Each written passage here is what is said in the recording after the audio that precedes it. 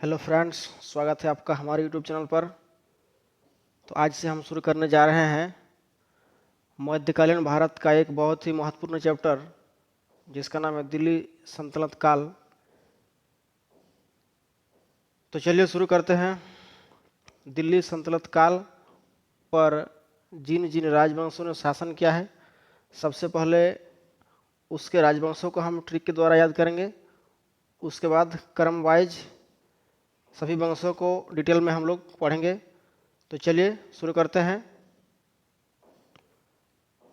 तो दिल्ली सल्तनत पर विभिन्न राजवंशों की वंशावली निम्न प्रकार है। उसको हम ट्रिक के द्वारा आपको याद करेंगे। बहुत ही मज़ेदार ट्रिक है, वो ट्रिक आपको याद रहेगा। तो वो ट्रिक है गुलाब खिले तो सुगंध लो। जी हाँ, वो ट्रिक है गुलाब खिले तो सुगंध लो। सबसे पहले है गुलाब। तो गुलाब से आपको याद रखना है गुलाम वंश।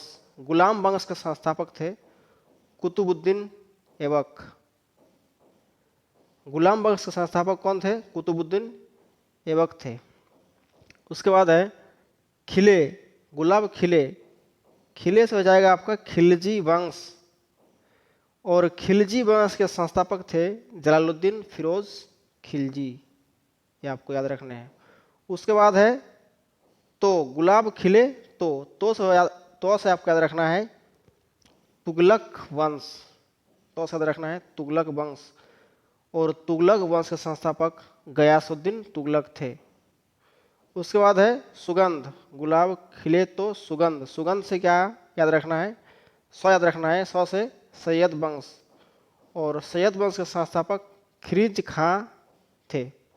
उसके बाद अंतिम में है लो। गुलाब खिले तो सुगंध लो। लो से याद रखना है लोदी वंश। लोदी वंश। और लोदी वंश के संस्थापक थे बलहोल लोदी। तो ये बहुत ही मज़ेदार ट्रिक है, आपको ये वंश याद हो गए होंगे। तो चलिए अब डिटेल से सभी वंशों को पढ़ते हैं। तो सबसे पहले यहाँ पर आता है आपका गुलाम वंश। गुलाम वंश के संस्थापक जो थे वो कुतुबुद्दीन ऐबक थे। उन्होंने 1206 में इस वंश की स्थापना की थी। गुलाम वंश के संस्थापक कौन थे? कुतुबुद्दीन ऐबक, जो 1206 में दिल्ली की गद्दी पर बैठते हैं। कुतुबुद्दीन ऐबक जो थे वो मोहम्मद गोरी के गुलाम थे। मोहम्मद गोरी जिसने भारत पर आक्रमण किया था, मोहम्मद गोरी मूलतः अफगानिस्तान के निवासी थे। उन्होंने भारत पर आक्रमण किया था, तो उन्हीं के गुलाम थे कुतुबुद्दीन ऐबक। और गुलाम का मतलब क्या होता है? गुलामों को फारसी में बंदगाह कहा जाता है या था। उन्हें सैनिक सेवा के लिए खरीदा जाता था। यानी कि जो व्यक्ति उसके राज्य में चालाक हो, बुद्धिमान हो, अच्छी कदकाठी का हो, कोई बच्चा, तो उसे राजा लोग खरीदते थे और उसे अपनी सैनिक सेवा के लिए या अपने राज सिंहासन में कोई अच्छा पद देकर उससे अपना कार्य करवाते थे। उसी को गुलाम कहा गया है। चलिए आगे बढ़ते हैं। कुतुबुद्दीन ऐबक ने अपना राज्याभिषेक 24 जून 1206 को किया था। ठीक है, 24 जून 1206 को अपना राज्याभिषेक किया था।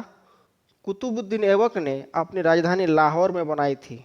आपको याद रखना है, जो लाहौर है अभी कहाँ पर है? पाकिस्तान के क्षेत्र में है। तो कुतुबुद्दीन ऐबक ने अपनी राजधानी लाहौर में बनाई थी। कुतुबुद्दीन ऐबक ने ही कुतुब मीनार की नींव भी रखी थी। जो कुतुब मीनार है उसका नींव यानी कि कुतुब मीनार का निर्माण कार्य कुतुब मीनार ने ही शुरू किया था। बाद में उसे इल्तुतमिश ने पूरा किया था। चलिए आगे देखते हैं।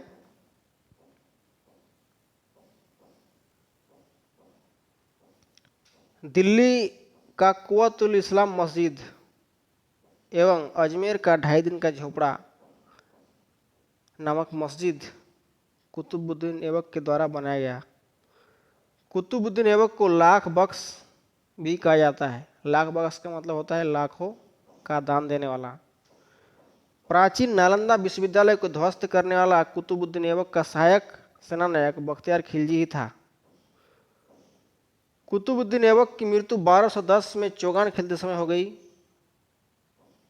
जो घोड़े से गिर गए थे। यानी कि कुतुबुद्दीन ऐबक जो है 1206 में राजा बनते हैं और 1210 में उनकी मृत्यु हो जाती है। यानी उन्होंने केवल 4 वर्षों का शासन दिल्ली सल्तनत में किया है। ऐबक की मृत्यु के बाद उसका पुत्र आराम शाह गद्दी पर बैठा, जिसने सिर्फ 8 महीने का शासन किया। कुतुबुद्दीन की मृत्यु के पश्चात उसका पुत्र आराम शाह गद्दी पर बैठा, जिसने सिर्फ 8 महीने का शासन किया है। आराम शाह की हत्या इल्तुतमिश ने 1211 में कर दी तथा वह खुद गद्दी पर बैठ गया। इल्तुतमिश एक तुर्क मुसलमान था एवं ऐबक का गुलाम एवं दामाद भी था। यानी कि कुतुबुद्दीन ऐबक का दामाद इल्तुतमिश थे। तो एक तरह से उसने अपने ससुर की हत्या की और माफ कीजिए, ससुर की नहीं, अपने साले की हत्या की। अपने साले की हत्या करके और वो राजगद्दी पर बैठा। इल्तुतमिश ने लाहौर से राजधानी को हस्तांतरित करके दिल्ली लाया। इल्तुतमिश ने लाहौर से राजधानी को हस्तांतरित करके दिल्ली लाया। उसने हौज सुल्तानी का निर्माण दिल्ली एक कोहाना के निकट करवाया था। इल्तुतमिश पहला शासक था जिसने 1229 में बगदाद के खलीफा से सुल्तान पद की वैधानिक स्वीकृति प्राप्त की। जो दिल्ली सल्तनत के राजा थे और उसके जो खलीफा होते थे यानी कि राजनीतिक गुरु, उससे सुल्तान पद की स्वीकृति इल्तुतमिश ने ही प्राप्त की। इल्तुतमिश की मृत्यु 1236 में हो गई।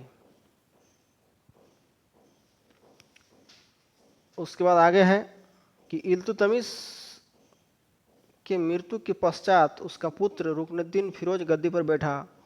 वह एक अयोग्य शासक था। उसके अल्पकालीन शासन पर उसकी मां तुर्कान छाई रही। मतलब रुकनुद्दीन फिरोज एक गजब किस्म का आदमी था, मतलब ज़्यादा चालाक नहीं था। इसलिए उसके अल्पकालीन शासन में उसकी मां तुर्कान छाई रही। यानी वो शासन नहीं कर रहा था, उसकी माँ ही शासन कर रही थी लगभग। अमीर तुर्कों द्वारा उसे हटाकर इल्तुतमिश की पुत्री रजिया सुल्तान को गद्दी पर बैठाया।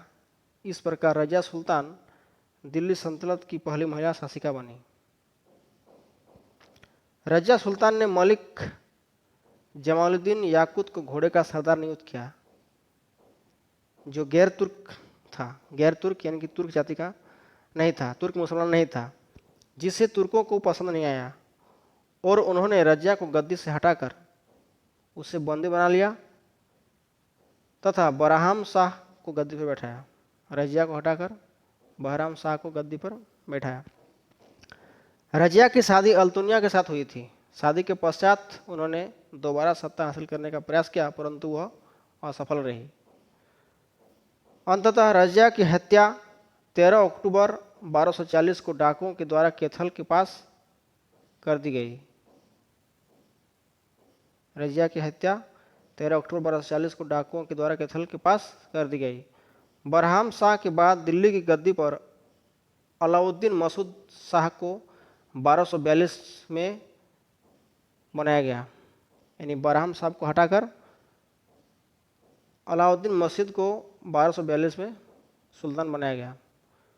बलबन ने षड्यंत्र के द्वारा 1246 को अलाउद्दीन मसूद शाह को दिल्ली की गद्दी से हटाकर नसरुद्दीन मोहम्मद को सुल्तान बनाया। नसरुद्दीन मोहम्मद ऐसा सुल्तान था जो टोपी सीकर अपना जीवन निर्वाह करता था। बलबन ने अपनी पुत्री का विवाह नासिर उद्दीन मोहम्मद के साथ किया था और बाद में वह गद्दी पर विराजमान हुआ। यानी उसका मुख्य उद्देश्य था अपने जवाई को सुल्तान बनाना, उसके बाद स्वामी बनना, जो उन्होंने अपना काम कर दिखाया। राज दरबार में सिजदा पेबोस प्रथा की शुरुआत बलबन ने की थी। राजा बनने के साथ ही उन्होंने नवरोज त्यौहार भी शुरू किया तथा अपने विरोधियों के प्रति बलबन ने लौह एवं रक्त की नीति का पालन किया था। ये क्वेश्चन बहुत बार आता है कि अपने विरोधियों के प्रति लौह एवं रक्त की नीति किसने पालन किया था, तो वो हो जाएगा बलबन, ये आपको याद रखना है। सिजदा एवं पेबोस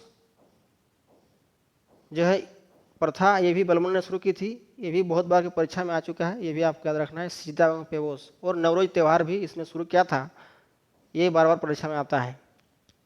लौह एवं रक्त की नीति भी बहुत इंपॉर्टेंट है, इसको याद रखना है। बलबन के दरबार में फारसी के प्रसिद्ध कवि अमीर हसन रहते थे। गुलाम वंश का अंतिम शासक समुद्दीन कैमूर्स था। तो दोस्तों, आज हम दिल्ली सल्तनत के अंतर्गत गुलाम वंश के बारे में हम लोग पढ़े हैं। हमें आशा है कि ये वीडियो आपको अच्छा लगा होगा। यदि आपको ये वीडियो अच्छा लगा है तो अपने दोस्तों के साथ शेयर करें। आप मेरे चैनल को सब्सक्राइब करें ताकि आगे जो भी वीडियो हम बनाएं उसका नोटिफिकेशन आपको मिले।